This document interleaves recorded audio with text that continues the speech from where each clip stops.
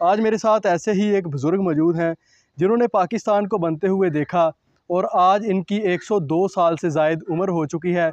खूह गेड़ के उन्हें जुत्ती च पानी पा के जुत्ती च पानी पा के पियाया। जुत्ती च पानी पा के पाया कैंप दे विच आके जी असीं बड़े दुख कटे। सानूं जी 3 दिन असीं टालियां दे पत्ते खादे। 3 दिन टालियां दे पत्ते खादे। टालियां दे पत्ते खादे। रोटी नहीं मिली ना जी, कोई शै नहीं मिलदी सी। 3 दिन नहीं सानूं कोई शै नहीं मिली। 3 दिन कोई चीज़ नहीं, सिर्फ टाली दे पत्ते टाली खादे। दे पत्ते से ना साडे कोल कोई लीड़ा सी, ना कोई साडे कोल कपड़ा सीगा। छापे असीं तोड़ के ना हत्थां दे नाल टालियां दे ਉਹ ਛਾਂ ਕੀਤੀ ਜਿਹਦੇ ਹੇਠਾਂ ਬੈਠੇ ਭਾਦਰੋਂ ਦੇ दिन ਸੀਗੇ। बिस्मिल्लाहिर्रहमानिर्रहीम। अस्सलाम वालेकुम नाजरीन, आप देख रहे हैं फैसलाबाद पॉइंट और मैं हूँ राना एहसान अली। आज़ादी अल्लाह ताला की एक बहुत बड़ी नेमत है। आज़ादी का मतलब सिर्फ वही समझ सकता है जिसकी ज़िंदगी पाबंद सलासल रहकर गुजरी हो, या फिर वो कि जिसके लब सारी ज़िंदगी अपनी राय का इजहार करने से कासर रहे हों। लेकिन हम सब इन बातों का कुर्ब कभी महसूस नहीं कर सकते, क्योंकि हम ना सिर्फ आज़ाद हैं बल्कि पैदा ही आज़ाद हुए हैं। लेकिन ये बात ज़रूर याद रखें कि ये आज़ादी हमें किसी प्लेट में रखे गए केक की मानद नसीब नहीं हुई। इसके लिए हमारे कई फ्रीडम फाइटर, कई बुज़ुर्ग, कई ख़वातीन, कई बच्चे कुर्बान हुए हैं। इस पाकिस्तान की बुनियादों में हमारे कई शहदा का खून है, तब कहीं जाके हमें पाकिस्तान की ये नेमत नसीब हुई है। आज मेरे साथ ऐसे ही एक बुज़ुर्ग मौजूद हैं जिन्होंने पाकिस्तान को बनते हुए देखा और आज इनकी 102 साल से ज़ायद उम्र हो चुकी है। कैसे ये पाकिस्तान पहुँचे, किस कदर मुसीबतें झेली, अपने बड़ों को, बच्चों को, ख़वातीन को कुर्बान होते हुए देखा और फिर कहीं जाके पाकिस्तान वो पहुँचे। बाबा जी ठीक ठाक हो? अल्लाह करूँगा जी। ते दसो कि उम्र कितनी होगी तुहाडी? उम्र 102 साल हो गई जनाब। 102 साल उम्र हो गई है। ते बाबा जी दसो हाँ सूरत हाल फिर की बनिया जदों उधरों आए जे, किवें विछोड़े पे, किवें हालात खराब होए, केड़ा टाइम सी, दिन दा सी, रात दा सी, तुहानू किवें पता लगा ते फिर किवें अपनी जान बचा के आए, कौन कौन मरिया, कौन कौन बचिया, सारी दसो जरा गल। सारी दस देने जी। अच्छा। जिस वक्त पाकिस्तान बनया ना, सानू पता कोई सीगा क्योंकि असीं अनपढ़ लोग सीगे। अच्छा। हाँ जी, सानू कोई पता नहीं सीगा। सानू किसी ने दस्या भी जगह जिहड़ा है ना जिला लुधियाना दा उपरला इलाका, उधर गदल पै गया। अच्छा। उधर लोग कतल करी जाते मुसलमानों नूं। अच्छा, मुसलमानों नूं कतल करी जाते सिख। हाँ जी। अच्छा। ते असीं आपदे अजे अमन चैन नाल बैठे सीगे जी।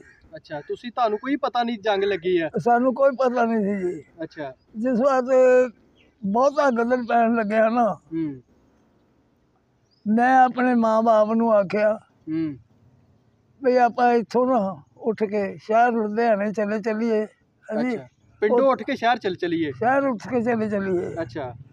मेरे माँ बाप कहन लगे कोई नहीं, सानू कुछ नहीं कहना, किसी नूं भले लोग सीगे। हाँ जी।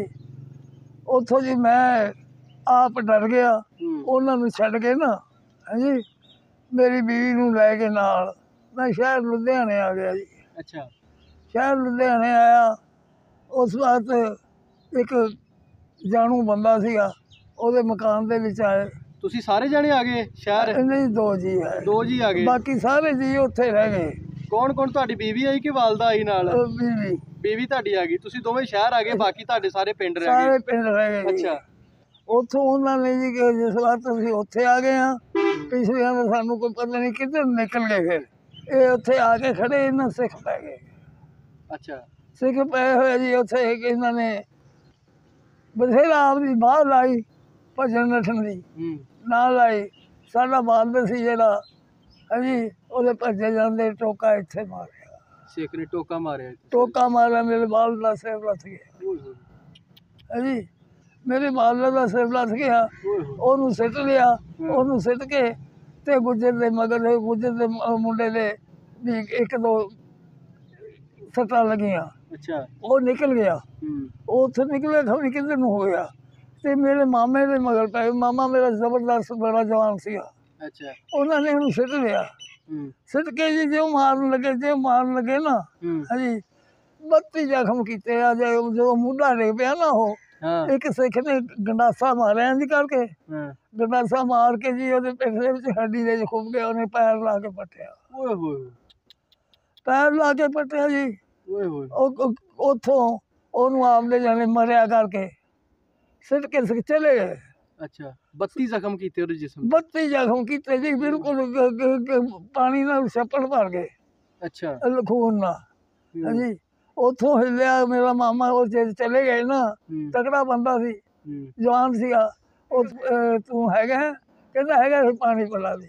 ਅੱਛਾ ਉੱਥੇ ਖੂਹ ਸੀਗਾ ਜੀ, ਖੂਹ ਗੇੜ ਕੇ ਉਹਨੇ ਨਾ, ਗੇੜੇ ਵਾਲਾ ਖੂਹ ਗੇੜ ਕੇ ਉਹਨੇ ਜੁੱਤੀ 'ਚ ਪਾਣੀ ਪਾ ਕੇ, ਓਏ ਹੋਏ ਓਏ ਹੋਏ ਜੁੱਤੀ 'ਚ ਪਾਣੀ ਪਾ ਕੇ ਪਿਆਇਆ। ਜੁੱਤੀ 'ਚ ਪਾਣੀ ਪਾ ਕੇ ਪਿਲਾਇਆ। ਓਏ ਹੋਏ ਉਹ ਸਾਡੇ ਤੋਂ ਹੁਣ ਚੱਲਿਆ ਨਹੀਂ ਜਾਂਦਾ ਉਹ ਗੱਲ। ਹੂੰ, ਜੁੱਤੀ 'ਚ ਪਾਣੀ ਪਾ ਕੇ ਪਿਲਾ ਕੇ ਨਾ ਉਹ ਚਲਿਆ ਗਿਆ। ਹਾਂ ਤੁਸੀਂ ਹੁਣ ਇਹ ਦੱਸੋ ਵੀ ਤੁਸੀਂ ਕਿਵੇਂ ਪਹੁੰਚੇ ਜੇ ਪਾਕਿਸਤਾਨ? ਹਾਂ ਅਸੀਂ ਪਹੁੰਚੇ ਵਾਲੀ ਸੁਣ ਲਓ ਜੀ। ਹਾਂ ਅਸੀਂ ਉੱਥੇ ਆਏ ਜੀ ਜਿਸ ਵਾਰ ਲੁਧਿਆਣੇ ਸ਼ਹਿਰ। ਅੱਛਾ ਹਾਂਜੀ ਉਸ ਮਕਾਨ ਦੇ ਵਿੱਚ ਆਏ ਤਾਂ ਉਧਰ ਲੱਗ ਗਿਆ, ਮੈਂ ਬਾਹਰ ਗਿਆ ਹੋਇਆ ਸੀ, ਕਲਫੀ ਆਰਡਰ ਲੱਗ ਗਿਆ। ਕੈਂਪ ਦੇ ਵਿੱਚ ਆ ਕੇ ਜੀ ਅਸੀਂ ਬੜੇ ਦੁੱਖ ਕੱਟੇ। ਕੈਂਪ 'ਚ ਕੀ ਹੋਇਆ ਸੀ? ਕੈਂਪ 'ਚ ਦੱਸ ਦਿੰਦੇ ਜੀ। ਹਾਂਜੀ ਦੱਸੋ। ਆ ਕੇ ਸਾਨੂੰ ਜੀ 3 ਦਿਨ ਅਸੀਂ ਟਾਹਲੀਆਂ ਦੇ ਪੱਤੇ ਖਾਦੇ। 3 ਦਿਨ ਟਾਹਲੀਆਂ ਦੇ ਪੱਤੇ ਖਾਦੇ? ਟਾਹਲੀਆਂ ਦੇ ਪੱਤੇ ਖਾਦੇ, ਰੋਟੀ ਨਹੀਂ ਮਿਲੀ? ਨਾ ਜੀ ਕੋਈ ਸ਼ਾਇ ਨਹੀਂ ਮਿਲਦੀ ਸੀ। ਹਾਂ ਤੇ ਪਰਲੇ ਪਾਸੇ ਇੱਕ ਹਿੰਦੂਆਂ ਦਾ ਇਲਾਕਾ ਰਹਿ ਗਿਆ ਸੀ, ਇੱਧਰ ਕੈਂਪ ਲੱਗਿਆ ਹੋਇਆ ਸੀ। ਅੱਛਾ ਤੇ ਸਾਨੂੰ ਕੋਈ ਸ਼ਾਇ ਨਹੀਂ ਮਿਲਦੀ ਸੀ। ਅੱਛਾ ਤੇ ਉੱਥੋਂ ਅਸੀਂ ਨਾ ਸੋਹਣੀ ਮਹੱਲਾ ਨਾਲ ਸੀਗਾ ਹਾਂ ਮੁਸਲਮਾਨਾਂ, ਉਹ ਵੀ ਵਿੱਚ ਉਜੜ ਕੇ ਆ ਗਏ ਸੀ ਨਾ। ਅੱਛਾ ਪਾਣੀ ਉੱਥੋਂ ਪੀਣਾ ਨਾ। ਹੂੰ, ਹਾਂਜੀ ਟਾਹਲੀਆਂ ਦੇ ਪੱਤੇ ਸਾਨੂੰ ਜੀ ਉਹਨਾਂ ਨੇ ਨਾ ਸਾਨੂੰ ਵਕਤ ਕੀਤਾ ਸੀ ਔਖੇ ਹੋ ਕੇ। ਹਾਂਜੀ ਹੂੰ 3 ਦਿਨ ਨਹੀਂ ਸਾਨੂੰ ਕੁਛ ਸ਼ਾਇਦ ਮਿਲੀ। 3 ਦਿਨ ਕੋਈ ਚੀਜ਼ ਨਹੀਂ, ਸਿਰਫ ਟਾਹਲੀ ਦੇ ਪੱਤੇ ਟਾਹਲੀ ਖਾਦੇ? ਦੇ ਪੱਤੇ ਫਿਰ ਨਾ ਸਾਡੇ ਕੋਲ ਕੋਈ ਲੀੜਾ ਸੀ, ਹਾਂ ਨਾ ਕੋਈ ਸਾਡੇ ਕੋਲ ਕੱਪੜਾ ਸੀਗਾ। ਹੂੰ, ਛਾਪੇ ਅਸੀਂ ਤੋੜ ਕੇ ਨਾ ਹੱਥਾਂ ਦੇ ਨਾਲ ਹਾਂ ਟਾਹਲੀਆਂ ਦੇ, ਹਾਂ ਉਹ ਛਾਂ ਕੀਤੀ ਜਿਹਦੇ ਹੇਠਾਂ ਬੈਠੇ, ਭਾਦਰੋਂ ਦੇ ਦਿਨ ਸੀਗੇ। ਅੱਛਾ ਹਾਂਜੀ ਉਹਦੇ ਹੇਠਾਂ ਬੈਠੇ ਸੀ, ਉੱਥੇ ਹੀ ਬੈਠੇ ਸੀ ਨਾ। ਹੂੰ ਹਾਂਜੀ ਉੱਥੇ ਹੀ ਸਾਡਾ ਨਾਨਾ ਨਾਨੀ ਆ ਕੇ ਮਿਲ ਗਏ। ਅੱਛਾ ਹਾਂਜੀ ਉੱਥੋਂ ਫਿਰ ਅਸੀਂ ਜੀ 1 ਮਹੀਨਾ ਇੰਨੇ ਤੰਗ ਹੋ ਕੇ ਕੱਢੇ ਨਾ। ਹੂੰ ਹਾਂਜੀ ਕੋਈ ਨਹੀਂ ਖਾਣ ਖਾਣ ਨੂੰ ਮਿਲਿਆ। ਇੱਕ ਬੰਦੇ ਨੇ ਸਾਨੂੰ 4 ਦਿਨ ਰੋਟੀ ਦਿੱਤੀ। ਉਹ ਵੱਡਾ ਰਾਜਵਾੜਾ ਸੀਗਾ, ਆਇਆ ਤੈਨੂੰ ਦਾ ਮਾਲਕ ਸੀ ਜਿਹੜਾ ਸੈਨਵੇਲ ਦਾ। ਗੱਡੀ ਆ ਲੱਗੀ ਜਿਸ ਵਾਰ ਨਾ, ਗੱਡੀ ਦੇ 80-70 ਡੱਬੇ ਮਾਲ ਗੱਡੀ ਦੇ। ਅੱਛਾ ਸਾਰੀ ਦੁਨੀਆ ਨੇ ਉੱਥੇ ਹੀ ਸਮਾਨ ਛੱਡਤਾ। ਅੱਛਾ ਸਾਰੀ ਦੁਨੀਆ ਨੇ ਸੁੱਟਤਾ ਸਮਾਨ?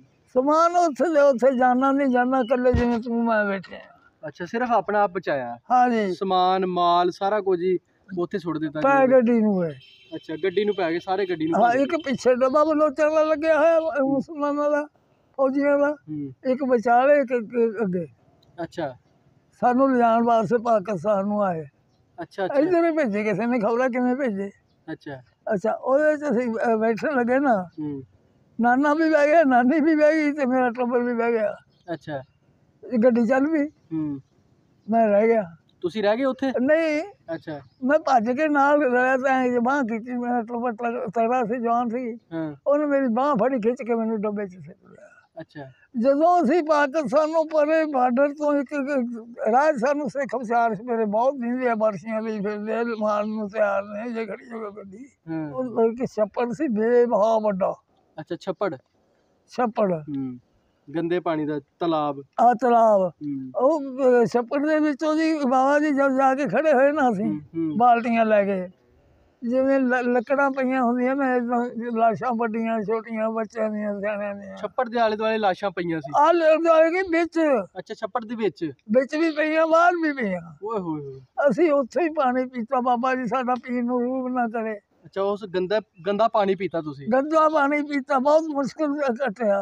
ਓਏ ਹੋਏ ਐਸਾ ਮੁਸ਼ਕਿਲ ਕੱਟਿਆ ਨਾ, ਤੇ ਉਹ ਪਾਣੀ ਸਾਡਾ ਪੀਣ ਨੂੰ ਰੂਹ ਨਾ ਕਰੇ, ਪੀਏ ਤਾਂ ਸਾਡਾ ਦਿਲ ਬਾਹਰ ਨੂੰ ਆਵੇ। ਅੱਛਾ ਅਸੀਂ ਬਾਟਨ ਸਕੂਲ 'ਚ ਆ ਗਏ। ਅੱਛਾ ਉੱਥੇ ਖਾਣ ਨੂੰ ਫਿਰ ਸਾਨੂੰ ਕੁਛ ਨਾ ਦਿੱਤਾ ਪਾਕਿਸਤਾਨ ਵਾਲਿਆਂ ਨੇ। ਪਾਕਿਸਤਾਨ ਵਾਲਿਆਂ ਨੇ ਵੀ ਕੋਈ ਚੀਜ਼ ਨਹੀਂ ਦਿੱਤੀ? ਕੋਈ ਸ਼ੈ ਨਹੀਂ ਸੀ। ਪਾਕਿਸਤਾਨ ਵਾਲਿਆਂ ਨੇ ਇੱਕ ਹਰ ਹੁੰਦਾ ਸੀਗਾ, ਕਮਾਦਾਂ ਦੇ ਨਾਲੇ ਖੜਾ ਹੁੰਦੇ, ਚਨੇ ਆਰ ਕੇ ਦਾਣੇ ਲੱਗਦੇ ਹੁੰਦੇ ਸੀ, ਐਡੀਆਂ ਫਲੀਆਂ ਹੁੰਦੀਆਂ ਸੀ, ਹੂੰ ਉਹ ਦੇਣੀ ਉਹਨੇ। ਸਾਡੇ ਸਾਰੇ ਕੈਂਪ ਬਿਮਾਰ ਬੁਖਾਰ ਸਾਰੇ ਉੱਥੇ ਆ ਕੇ, ਹੂੰ ਮੇਰਾ ਨਾਨਾ ਮਰ ਗਿਆ। ਨਾਨਾ ਫੌਤ ਹੋ ਗਿਆ ਹਾਂਜੀ ਉਸ ਪੱਤੇ ਖਾਣ ਦੀ ਵਜ੍ਹਾ ਤੋਂ? ਹਾਂਜੀ ਗੰਦਾ ਪਾਣੀ ਪੱਤੇ ਖਾਣ ਦੀ? ਹਾਂਜੀ ਨਾਨਾ ਫੌਤ ਹੋ ਗਿਆ। ਉੱਥੋਂ ਅਸੀਂ ਫੇਰ ਨਿਕਲੇ ਜੀ ਉਸ ਕੈਂਪ ਦੇ ਵਿੱਚੋਂ। ਅਸੀਂ ਦੇਖਿਆ ਸਾਡੇ ਵੀ ਬੱਚਿਆਂ ਦੇ ਨਾਲ ਨੇਜ਼ਿਆਂ ਦੇ ਉੱਤੇ ਟੰਗੇ ਸਾਡੇ ਵੀ ਬੱਚੇ ਹੈ ਜੀ। ਮਾਸੀ ਮੇਰੀ ਦਾ ਖਾਨਦਾਨ ਸਾਰਾ ਹੀ ਤਬਾਹ ਕੀਤਾ, ਸਹੁਰਿਆਂ ਮੇਰੇ ਨੇ ਸਾਰਾ, ਕੋਈ ਬੱਚਾ ਹੀ ਨਹੀਂ ਆਇਆ। ਸਾਰੇ ਮਾਰਤੇ, ਸਾਰੇ ਹੀ ਮਾਰਤੇ। ਇੱਕ ਭਰਾ ਆਇਆ ਸੀ ਮੇਰੇ ਟੱਬਰ ਦਾ ਹੈ ਜੀ, ਸਭ ਖਤਮ ਕਰ ਦਿੱਤੇ ਸੀਗੇ। ਕੋਲ ਮੇਰੇ ਕੋਲ ਅੱਲਾ ਦਾ ਆਸਰਾ, ਜੇ ਕਿਤੋਂ ਮਿਲ ਜਾਂਦੀ ਹੈ ਖਾਈ ਦੀ ਹੈ ਤਾਂ ਠੀਕ ਹੈ। ਯਾਨੀ ਕਿ ਅੱਜ ਵੀ ਉਹੀ ਹਾਲ ਹੋ ਗਏ ਤੁਹਾਡੇ ਜਿਹੜੇ ਪਾਕਿਸਤਾਨ ਜਦੋਂ ਆਏ ਸੀ, ਉਹੀ ਹਾਲ ਹੋ ਗਏ ਹਾਂਜੀ। ਮੈਂ ਸ਼ੁਕਰ ਮੈਂ 102 ਸਾਲ ਦਾ ਜਾਂ 100 साल ਦਾ ਹੋ ਕੇ ਅਜੇ ਫਿਰ ਰਿਹਾ ਨਾ, मेरा अल्लाह का लाख लाख शुक्र है। ये थे 102 साला मोहम्मद नियामत, जिनकी सारी आप बीती आपने सुनी कि किस तरह इंडिया से वो पाकिस्तान पहुँचे, किस कदर रास्ते में मुसीबतें झेलनी पड़ी, अपने प्यारों को कुर्बान होते हुए देखा, उनको ज़ख़म खाते हुए देखा और जूतों के अंदर पानी पिलाते हुए भी अपने अहल खाना को देखा गया। और साथ ये भी बताया कि किस तरह वो भूख से बिलबिलाते रहे, दरख्तों के पत्ते खा के गुजारा किया, जोहड़ होता है, गंदा पानी होता है, वो पी के गुजारा किया। और उस जोहड़ के अंदर इन्होंने बताया कि लाशें भी तैर रही थी।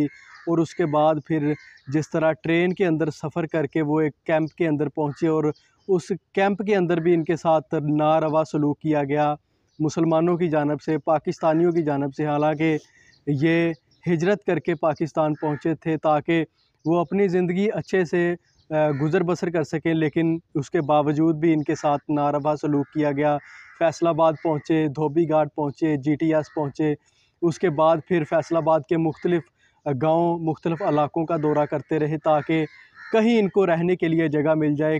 इन्होंने बताया है कि उनके 4 बच्चे हैं, 2 की शादी हो चुकी है और वो उनसे अलहदा हो चुके हैं, एक का इंतकाल हो चुका है और एक जहनी मजूर है जो कि इनके पास है। और आज वही हालात बन चुके हैं जो कि पाकिस्तान बनने से पहले इनके हालात थे। जिस तरह मुसीबतें झेलते हुए वो यहाँ तक पहुँचे थे और आज 102 साल हो जाने के बावजूद भी वही हालात हो चुके हैं। माशी हालात इंतहाई इनके ख़राब हो चुके हैं, इनकी तबीयत भी इंतहाई नासाज है और ये दुख भरी दास्तान इन्होंने सुनाई है। मैं समझता हूँ कि जो व्यूवर्स इनको सुन रहे हैं, जो कोई भी मुखय्यर हजरात हैं, इनकी मदद करना चाहता है, मैं स्क्रीन पे नंबर इनका शो कर दूंगा। जो भी इनकी मदद करना चाहता है खुदा के लिए ज़रूर अपनी आखिरत संवारने के लिए इनकी मदद ज़रूर कीजिएगा। इसी के साथ अपने मेज़बान राना एहसान अली को इजाज़त दीजिए। अल्लाह हाफिज़।